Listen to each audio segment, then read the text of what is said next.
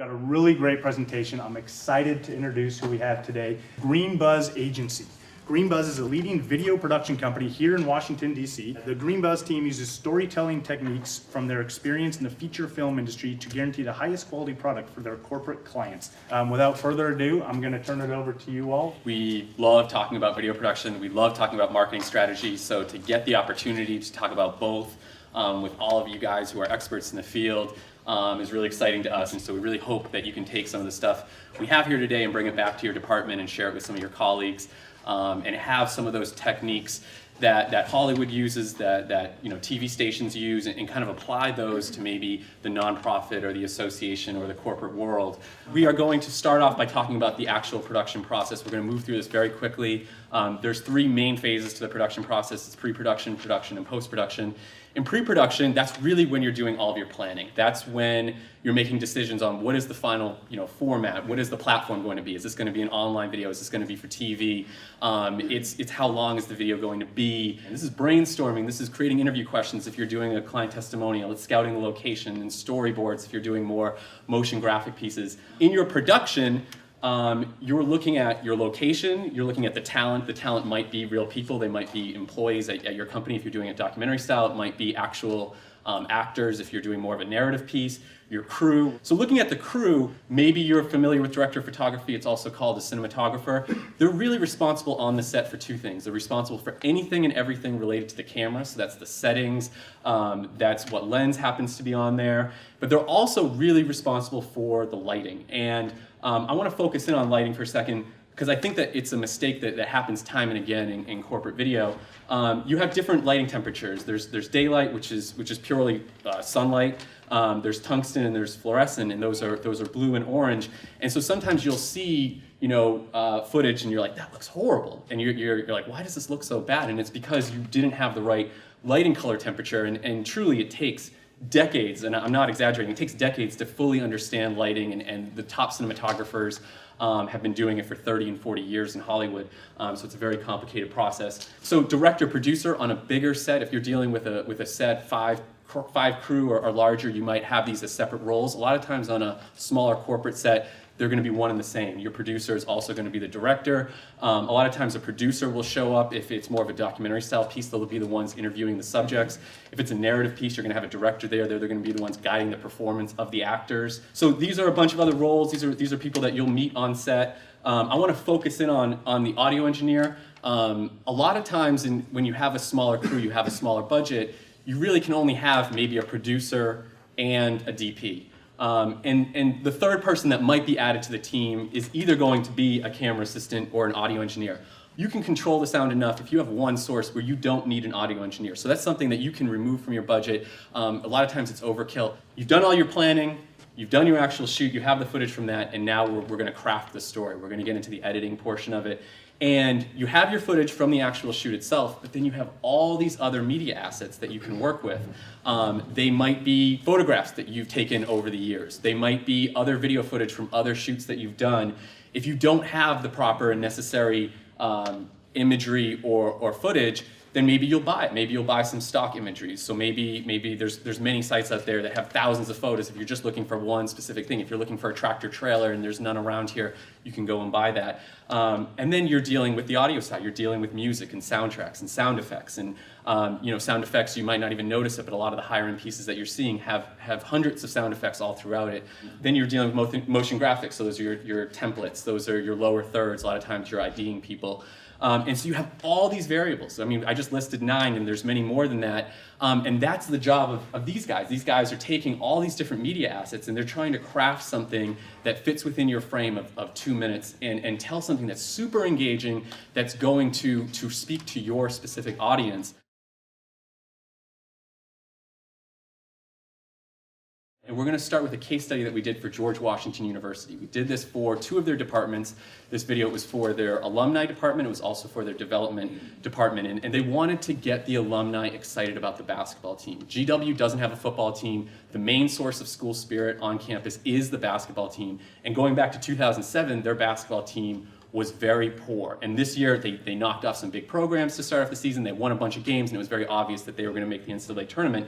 And they wanted all alumni to kind of share in that experience and share in that excitement. And what we ultimately decided to do was to go up to Brooklyn, to the Barclay Center, and film some of their alumni before their A10 tournament game and get to hear directly from the alumni about how excited they are, and then put a face with a name and get to see some of the players and kind of gravitate towards them, since they are young players and they'll be with the team for a while. And so the entire marketing department for the athletics, for the alumni, they're really based around the slogan of Raise High. So you'll see Raise High throughout it. And I don't know how familiar people here are with Red Auerbach. He's one of the greatest coaches in the history of the NBA. He's an alum of GW, so they wanted to associate with him as well. We tried to make this exciting and fast and short, since this was online. So we filmed all of this. It was Bryce, myself, and Kevin. Three-person team went up to Brooklyn, and we filmed this late on a Friday night, and GW played the following week on Friday late at night. So we had to turn this around by about 1 p.m. the following Friday. We had a little less than a week to turn it around.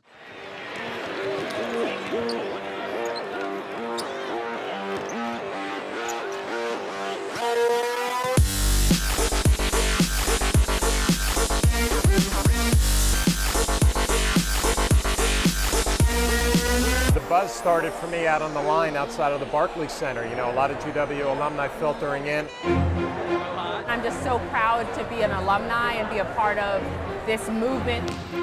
There hasn't been a team like this in 7, 8, 9 years. I'd say we probably have over 1,000 people here, and you can feel the energy. I graduated in 1991.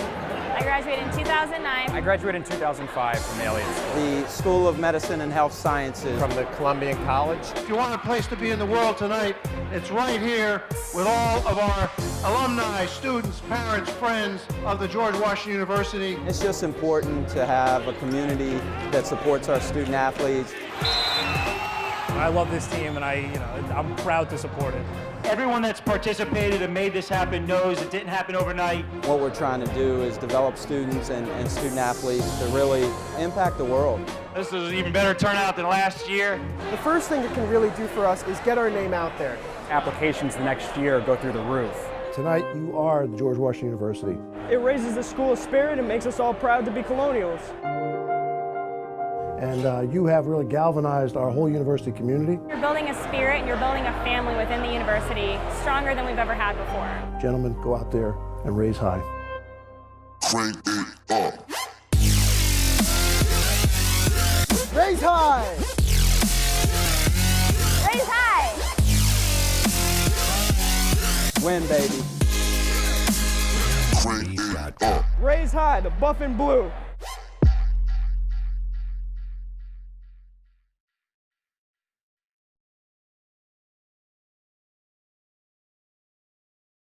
I was able to be alongside Todd during the planning process and communicating with the client, so I understood the objective going into it, and that really helps out a lot. Sometimes as editors, we have to take all the information we have and be the writer and come up with the story, choose the sound bites and piece it together. And I broke this down into different sections. In the beginning of the video, it starts out with, what's going on, where are they at, then who they are, why are they doing it, and then I dip into a sense of purpose and value. And given what the video is about and to serve its purpose, I felt like, making that connection between pride and the excitement surrounding the basketball program and how that affects the university as a whole and makes the university better is key. It's absolutely important. So I made sure to touch on all those aspects, and because it was online, I decided to make the intro captivating, brings you in. Once I got all my information done, I grabbed the viewer's attention again. So the call of action, get their attention, and then there's the link to where they would donate. So all in all, I think it was an effective video. What we believe in is coming up with themes. We know what the theme of the video is going to be, and then asking interview questions that will elicit those responses. If it comes to it, if we absolutely have to, we can force feed some lines and kind of be like, well, don't you kind of think this? But to be honest, we would much rather someone say something naturally and real. The only thing that was forced there was them saying raise high. We obviously had them look directly into camera, and we kind of work with them on their hand movements. But in general, it's much better to get people to say things naturally. I think that there's so many phony things out there, and people are so used to seeing it that you have to stand out, and the only way you can stand out is getting someone to genuinely say something that they believe in.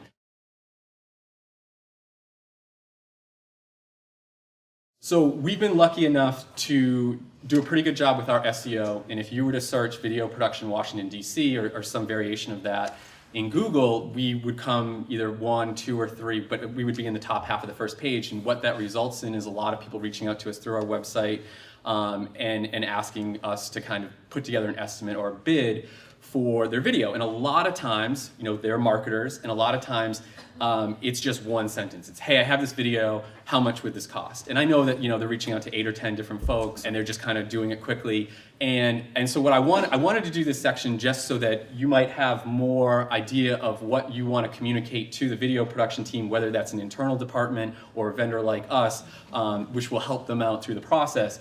Because this will help with the budget phase, but more importantly, it will help with the creative strategy. The very first thing, and it applies to video marketing just as it applies to all other things in marketing, is who is your audience? Are they aware of you? Are they not aware of you? Are they your client? Are they your employee? And once you have that picked out, this goes back to the question that we had before. What are those themes that we really want to get across? We don't want to pick 5 or 10 or 20 themes.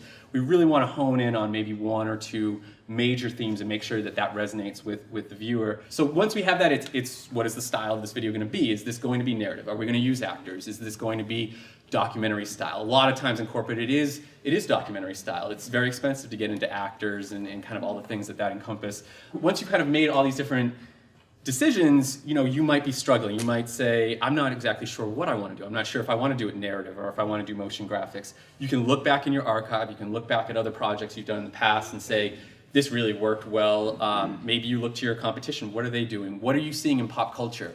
If someone were to send us something from a movie they had seen or a TV show or just a super popular YouTube series, we can replicate that. And a lot of people can replicate that. It really helps to get the idea generation going as to which route you want to go. And we talked about this before. Where is this ultimately going to live? This is incredibly important. Is it going to be web? Is it going to be mobile? If it's going to be web, skipping ahead to this next thing, you're probably going to want to keep it shorter. Most everything is in the web is 90 seconds, 120 seconds. You've heard that many times before. That's not new. In television, your normal segment's about 7 minutes long. Your TV commercials are in 30-second increments. But then even more so than that, it's okay, if we're doing this for mobile primarily, then we need to make sure that this is filling up the screen, that we're not going to use a bunch of wide shots. We're not going to use landscape shots. And so these are just, I'm just giving you a sampling of the many, many reasons why it's important to know where this is ultimately going to live. If you're in marketing, you're dealing with a lot of vendors, not just video production. And so you're negotiating quite a bit with these vendors, and I know it's not always in your best interest to kind of share this is what my budget is. I will tell you from personal experience that if you can give some kind of framework, if you can say on the low end, here's where our budget is, on the high end, here's it is, then we can reverse engineer that. And we can say, all right, well, on the low end, we're going to do X, Y, Z, and at this price point, that the high end, we're going to add these additional steps. And just from working with lots and lots of folks and looking at what is our best work and what happened in that, I would say a lot of times we were on the same page as the client in terms of budget going right into it. Similarly, if you have a sample that you really like, you're like, hey, this is what my competition is doing. How much do you think they spent on that? It's pretty easy for us to figure out what they spent on that and kind of reverse engineer it.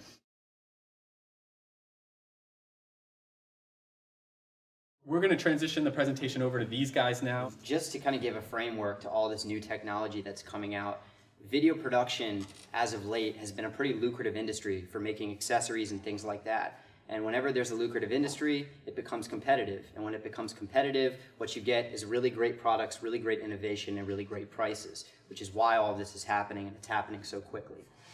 So higher frame rates. To break this down in the simplest way that I can, a picture is a frame. They're interchangeable. So when you hear 24 frames per second, all that means is the camera is taking 24 pictures a second. And when you start to move up to 60 frames per second and 120 frames per second, the camera's taking more pictures in 1 second. And what that allows you to do is slow down time and have it look really smooth and fluid and good. If any of you have ever tried to slow down a video of your own and you don't have the frame rate set at the right level, what can happen is it looks really blocky and choppy and it doesn't look good. And then you'll watch SportsCenter and you'll see highlights of LeBron James dunking and it looks incredible and fluid and you see his muscles moving. Just imagine for a moment, you're holding a fundraiser. Well, you have, kids there, you have coworkers, you have people like that, and you've had this kind of dry, boring corporate video for the past couple of years. You want to spice things up. just adding a little bit of slow motion, a smiling child, groups of coworkers laughing. You know, it sounds kind of corny, but everything looks better in slow motion. If I could, I'd make a whole video in slow motion, and I'd never go back to reality ever again. So, next, 4K cameras. I'm sure we've all heard about it. It's something you should definitely be thinking about. All the major networks are recording in 4K right now, and they're resing it to 1080p because, you know, it is the next natural progression from 1080p. First there was standard def, then we have 1080p. 4K is about 4 times the resolution of 1080p. The internet's utilizing it first, and you know, we're starting to be able to actually see the difference with our iPads with Retina display and the new MacBook Pros that are higher resolution than 1080p. So you can see that difference. So here are a couple different looks. So these are 2 very different lenses. And you know, on the left side you can see a lens that's great to have a shallow depth of field. On the right, beautiful wide angle lens. So one camera that I'm sure we've all heard about has a fixed wide angle lens. That's the GoPro camera. That's also some new technology that, you know, has really changed the game. So this is an extremely tiny, versatile camera that has seemed to have taken the world by storm. I'm sure most of you have heard about it. It was just featured on 60 Minutes. You'll see it in a lot of extreme sporting events and even regular sports, you know, from surfing to basketball, football, baseball. What makes this camera so great is you can attach it to just about anything. So you can get a really unique perspective, and a unique perspective in turn means when you go to edit a piece, you can have more captivating content. Yeah, and you can really put a GoPro literally anywhere. We've talked about the contrasting Hollywood versus corporate. I will say that they've been using these. You know, you see the price point, you say $400, no one's using that. I don't know if you guys saw the movie Need for Speed. It was kind of like a Fast and Furious kind of ripoff. It came out about a month ago. But it was literally, they used probably about 5 or 6 of these on each of the crash scenes. And what they did was they put the cameras where the car was actually going to crash into it. Now you couldn't use the camera anymore after the car crashed into it, but you could still use the footage that it captured before then. And it was a way for Hollywood to do video using real cars for the first time, you know, since CGI came along, and so it added a much more authentic, real feel to it. That is not the only thing that's become less and less expensive. All these accessories, quadcopter. This is really a remarkable, essentially helicopter that flies around and captures footage on a GoPro. You can put this thing into the sky and get shots that you haven't really seen before. So let's say you're at a convention center and you're holding a convention. You can fly this thing around the room at a convention, if of course you get the permits and permission to do so, and you have somebody who knows how to fly it. But you can get some really, really cool shots. And that again draws back to that idea of providing the viewer with something that they're not used to seeing. Yeah, and it's being used super heavily in real estate, especially high-end real estate. It's also being used by things like golf courses. You have this mass, expansive area that you want to showcase. So some other new things that have come out recently are LED lights. These LED lights are great for productions. Battery-powered, fast, quick, easy. They're lightweight. They don't get hot. For the technical professionals out there that want to change the temperature of the light, you can actually do that on these lights. So you don't have to bring as much equipment with you. You can be faster. You can do more with your time. And that goes back to what we were talking about before of tungsten, fluorescent, and daylight. Those are the 3 main things. You can literally switch between the 3 right there. So it doesn't matter where you are. You plug this thing in, you turn the knob, and now you have the right light that you need. If you're trying to add production value, jibs are a great way to do that with motion. Steady cams are out there now, affordable as well. They are very technical, so you have to find an operator that knows how to use one to really get that effect. Color correction, very important aspect of the post-production process. I'll let Andrew take this away. So this is kind of what you're seeing here. This is your second chance. If you, like Todd mentioned earlier, if you're at a convention center or you're someplace with funky lights and you can't control the lights, there's nothing you can do. You have to keep shooting. Color correction gives you an opportunity in post-production to go back and try to fix some of those images. Sometimes you have a lot of success, other times not. You should always try and shoot something right the first time, of course, but this is an alternative if you can. When I color correct, I look at exposure, color temperature, contrast, and consistency. So the image on the right is, of course, the uncorrected image. If somebody sees that, that's going to pull them away from your video. They're not going to be connected. They're going to be wondering why people look like aliens. In this particular frame, I increased the exposure on the left. I made it a little bit brighter, a little bit easier to see, and I made all the skin tones look normal by changing the color temperature. So sometimes you'll have an image that comes through and it looks fine, and then when you put it next to other images, it looks terrible, and they're not consistent. So consistency is another thing to look at. You want the whole piece to be consistent. You want your story to be the driving factor. You don't want things that are distracting your viewer. Once you've corrected the image and it looks normal, then you have the opportunity to put a look on it, or a feel, or a mood. And we warm this image up to make it look more inviting and more friendly. These are like a lot of steps. We're throwing a lot of stuff at you guys. You don't have to do every single thing. You don't have to get the helicopter and do the slow motion and everything. It's like, pick one and you know, you'll see a market improvement. Or just really focus in on the post-production side and really, you know, focus on fixing your color and adding warmth to it, or just things to try out. And again, as I said before, just things that you can talk to the professionals that you're working with and know that you can push them, and you can raise your expectations for what's possible, and they can't just say, oh, I can't make it look like I see on TV. Those guys have a lot more resources. I mean, it's true, they have a lot more resources, they have more people working on it, but the technology is available to you now so that you can execute some of this stuff. All right, this long list, this is everything you would need to shoot something, to light something, to record sound, mics, you name it, and to edit it, all your programs, hard drives, you name it. Entire list of production and post-production for less than $30,000. These are the kind of things that you know, we are able to do today, given the tools that we have access to. Metadata, I like to call it the invisible hero, because this is how your videos get views. This is how your videos get found on the internet. Google is the #1 search engine. YouTube is the #2. Bing is the #3. They all use metadata to find the content that you post online, whether it's on YouTube or Vimeo or your own hosted website. Metadata encompasses 3 things. It encompasses titles, descriptions, and tags. Title your video something when it's finally over and it's all completed that you would actually click on. Title your video something that if you were a random stranger on the internet and you happen to stumble across, you know, your website, or they were on YouTube and it was a related link on the side, have a video that you would actually click and a title that you would actually click. Otherwise, why is anyone going to click it? Make it enticing, make it engaging. An example of a bad title might be throwing a football. Why is that a bad example? It's just, there's nothing there. You don't know if you're going to watch a video of 2 people throwing a football. You don't know if you're going to learn something. You have no idea what the video is about. How to throw a football like Peyton Manning, that's an enticing title because there's a payoff. You're learning actually how to throw a football. So when you click on that video, you're going to get something out of it, guaranteed. In terms of descriptions, when you're describing your video, the best way I can put it is try and find something enticing to say. Summarize it, give people some background, but try and put a nugget in there, a sentence or 2 that makes the viewer want to keep on watching. The very last sentence here, this is all about cats. You can read it, it's very interesting. In this clip, John reveals all the techniques he learned to change his cat's behavior. So you get a summary up there if you want to read it and figure out what the video is about, but you also get a payoff. Somebody wants to watch this video because if they have a cat and that cat has behavior problems, they're probably going to find some techniques to train that cat. And tags are the final aspect of metadata. Think about a scenario where your coworker shows you a video, and the video is great and you love it and you both laugh about it, and then a week goes by and you want to show your friend this video, but you don't remember where you saw it and you don't remember what it was called. Well, this is where tags comes in. Tags are phrases that people basically type into search engines to try and find your content. So, matching the example of the cat video, you could say something like, cat wears cute cat mittens. You know, your tags should be phrases that people are actually going to search. Nobody searches in one-word tags, you know.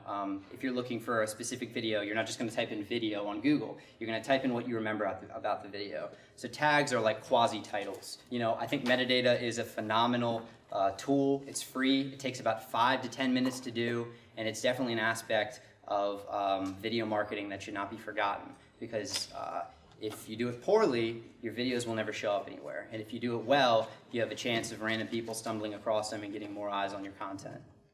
This is our second opportunity to present in front of AMADC, and we really appreciate it quite a bit. So thanks for having us here.